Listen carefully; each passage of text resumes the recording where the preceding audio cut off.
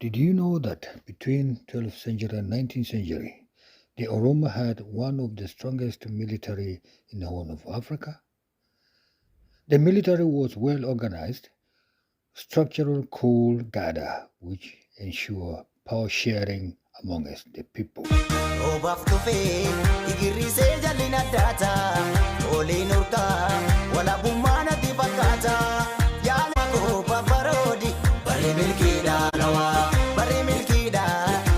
The population is over 40 million people, and they live in a very fertile land amongst other people. Women are beautiful amongst the African women. Whenever they dance in a very uniquely way of their own dance, living mostly in a fertile land known as to the human being. Welcome to Oromo land. Among these is the Oromo nation.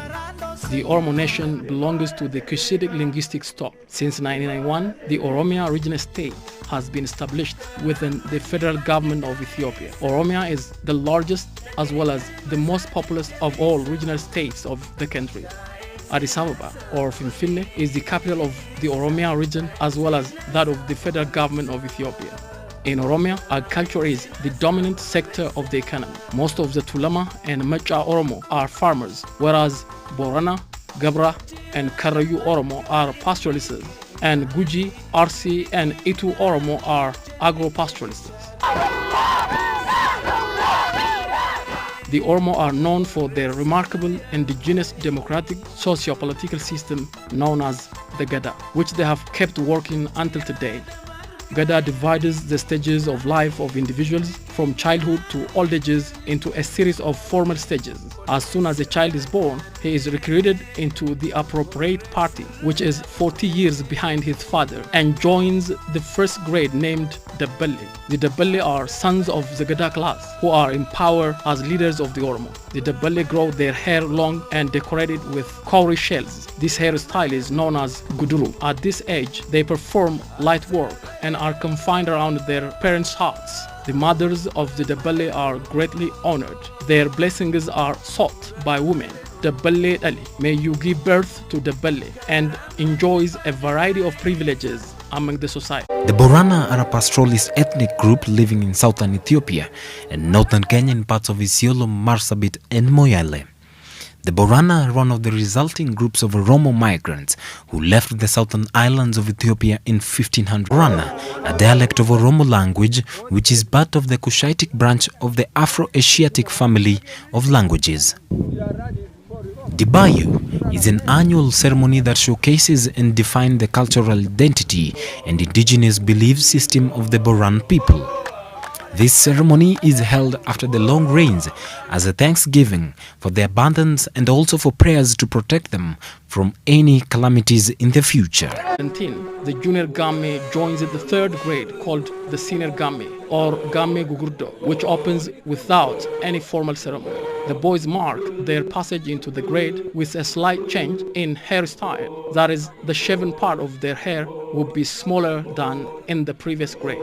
The senior Game learn herding cattle and may now go long distances and take their family herds to river valleys in search of good pasture, which they call it Fora. During the last 3 years of senior Game, they go from camp to camp singing, feasting and collecting members of their class. This ceremony is called Walargi or to see each other, and Nyachisa or feast. The spears that are held during the celebration are used to decorate the traditional singing and dancing and to demonstrate their cultural heritages and not to harm others. In the transition rite from the 3rd to the 4th grade, Gamme Kusa, the boys sang songs of Gadaa passage known as Moke.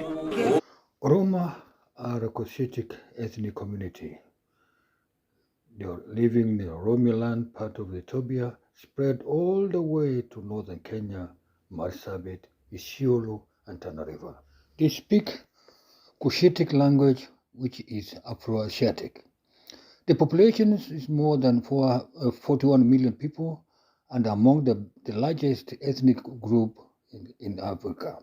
The third largest estimated in southern Egypt and northern Sudan, where they may have arisen through contact between the Proto-Nilotes, a motif from the Omo Valley, ancient Natufians who came into Egypt from the Levant, and East African hunter-gatherers.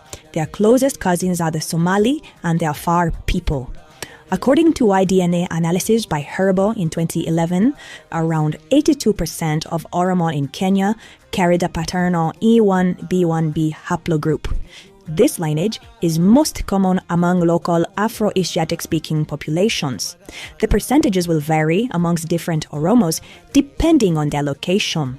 Oromos are a heterogeneous group, and many are mixed with other groups such as the Somali, Nilotes, Habesha, and Omotics. As such, their DNA is quite varied, and they have an extremely wide range of phenotypes depending on which location they live. Father of the Oromo people was Orma. The two sons of Orma, that is Borama and Barentu, give rise to the two ethnic groups of the Oromo people. Barentu Oromo are found primarily in Ethiopia. The Borana Oromo live in southern Ethiopia and northern Kenya. Historical linguistics and comparative ethnology studies suggest that the Oromo people probably first settled around Lake Cuba here and Lake Chamo. They are a Cushitic people who have inhabited East Africa, specifically the areas south and the east of the Bale Mountains, since at least the early first millennium. The aftermath of the 16th century Ethiopian Adal War led to the Oromos moving to the north. The Oromos increased in numbers through assimilation as well as the inclusion of mixed peoples. The native names of the territories were replaced by the name of the Oromo clans who settled on it, while the indigenous people were assimilated. Beautiful women. The Oromos have some of the most beautiful women I have ever seen. Their faces are symmetrical, long and slim with wonderful eyebrows. Their complexion is a gorgeous caramel shade of melanin. Their smiles are enchanting, and their movements when they are dancing are graceful. When they smile, evidence of divine touch in their creation is clear. Many have long feminine hair, and they proudly swish it in the air when they dance. Oromo ladies, like other Ethiopian ladies, are easily the most beautiful women on earth. They know it, but they also know that outer beauty may fade with time. So they are beautiful on the inside too. They hold on to traditional values and may be perceived as conservative. This, in this age of toxic wokeness and feminism, is actually a good thing. Many Somalis and Oromos look indistinguishable due to decades of gene flow as well as common Cushitic heritage. The Gabra people of Kenya are another Oromo-speaking sub-tribe with a heavy Somali influence.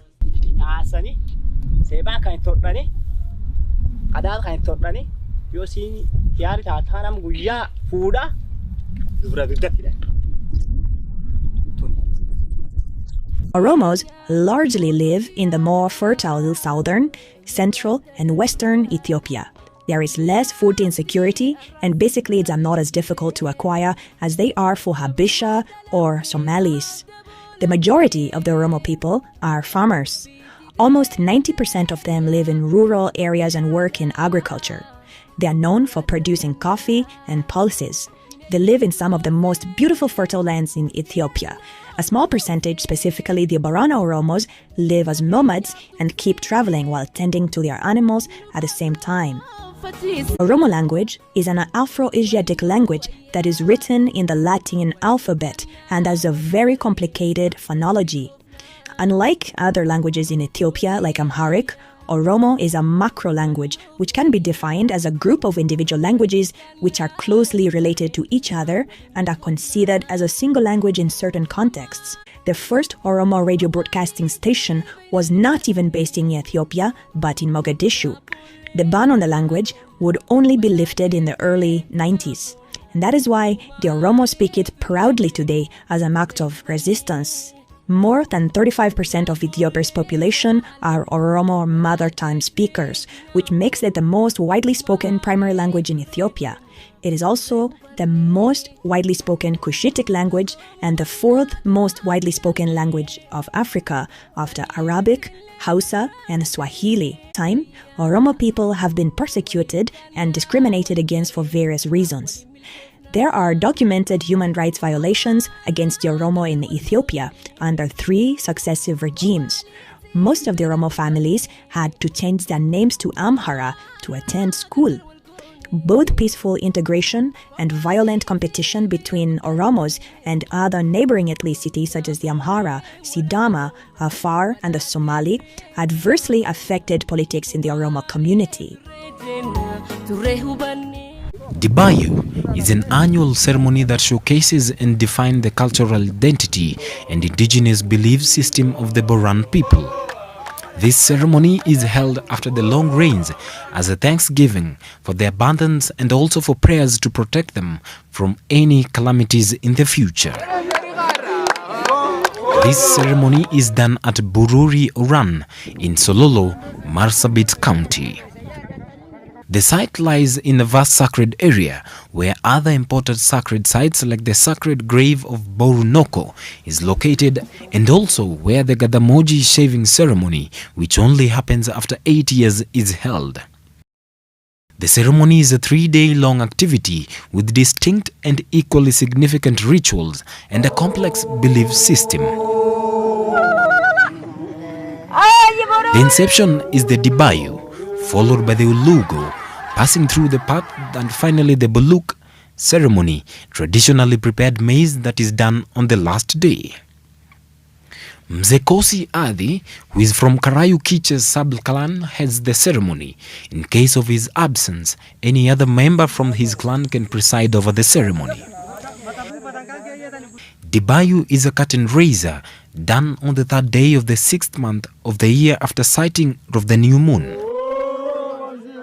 7 elders under leadership of Mzee Kosi Adi perform the Dibayu.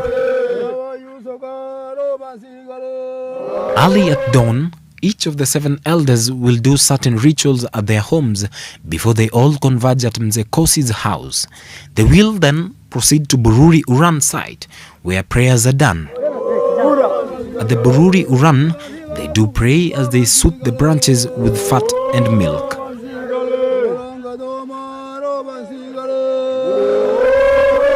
When all of the 7 elders come back to the homestead donned in the attractive traditional regalia of roof, Ororo and Lichu, they pass through the cattle boma, entering from the right side while singing. They walk in a straight line with Mzee Kosi at the front.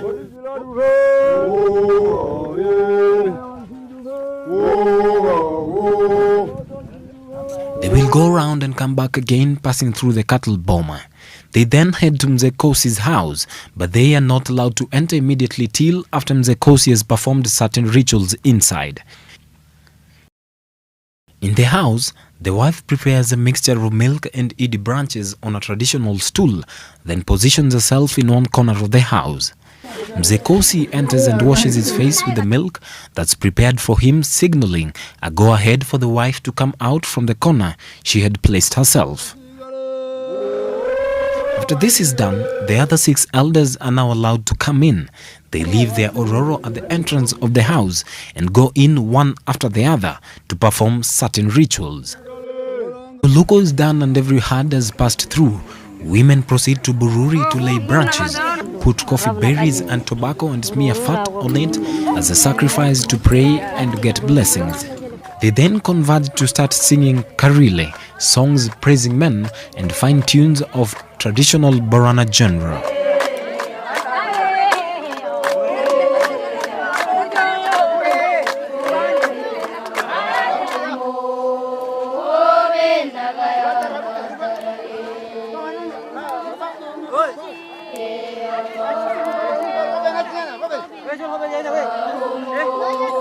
Now women and children leave as the Uluko is over, while elders remain behind to wrap up with final rituals. Elders settle under Bururi tree pronouncing Tesi Tesonaga, shoes off with okole, tobacco, coffee berries and fat. One after the other offer prayer smearing fat on the branch and back of Bururi, laying branches of Eid, putting tobacco and coffee under the Bururi. Upon each elder making prayer, Mzee leads the joint prayer to bless the day's activities.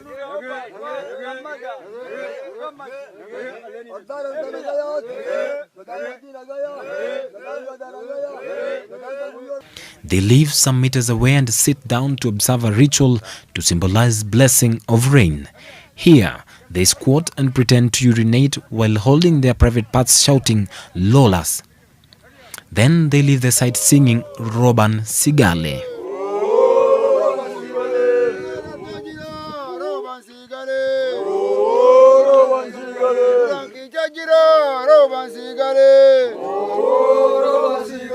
While slaves were a stratum within the society, many Oromos, regardless of caste, were sold into slavery elsewhere.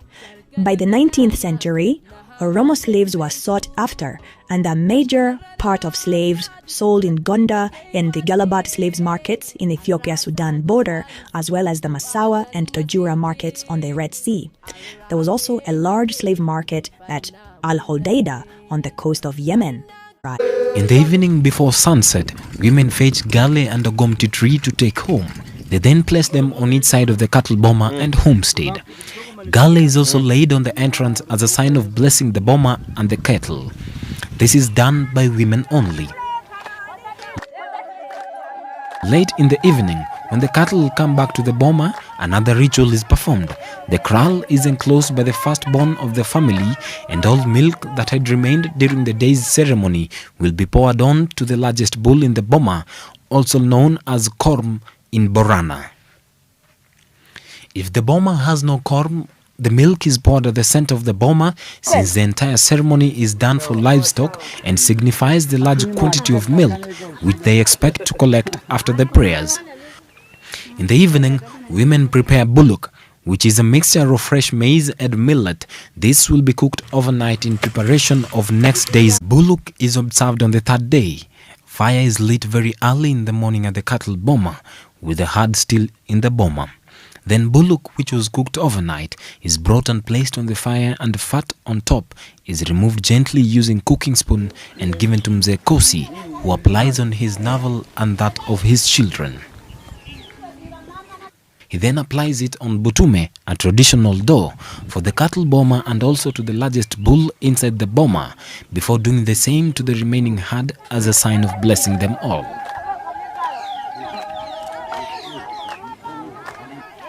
Then bullock is added urgo, milk and oil. The first wife always does bullock preparation, but if it is a polygamous family like it is in the case of Mzee Kosi, other wives will just be present to help if need be, but don't fully take charge. A mat, usually made of animal skin, is brought and laid on the right-hand side of the cattle boma, used by women to sing on. Afterwards, cow dung is brought and kept on the right-hand side of the fire. It is spread to form a flat shape, and bullock is poured on it before anyone is given to eat. A call will then be made by the head of the house to neighbors and people around to come and eat bullock. He will then sit at the right-hand side and bullock served to him first. After he is served, other people present are also given their share. All people eating the bullock are not supposed to clear everything in their plates. The remains are collected in a bowl to be preserved for women who will eat them through the day, since men are forbidden to eat the remains of bullock. Men are not allowed to eat leftovers. It is a taboo. The wife will then crack coffee berries using her teeth, wash them and puts them in a pot, then places them on fire and adds cooking oil to fry them until they are ready. It's then kept in a kori, a traditional wooden bowl with milk. Then the senior most of the people present is served first.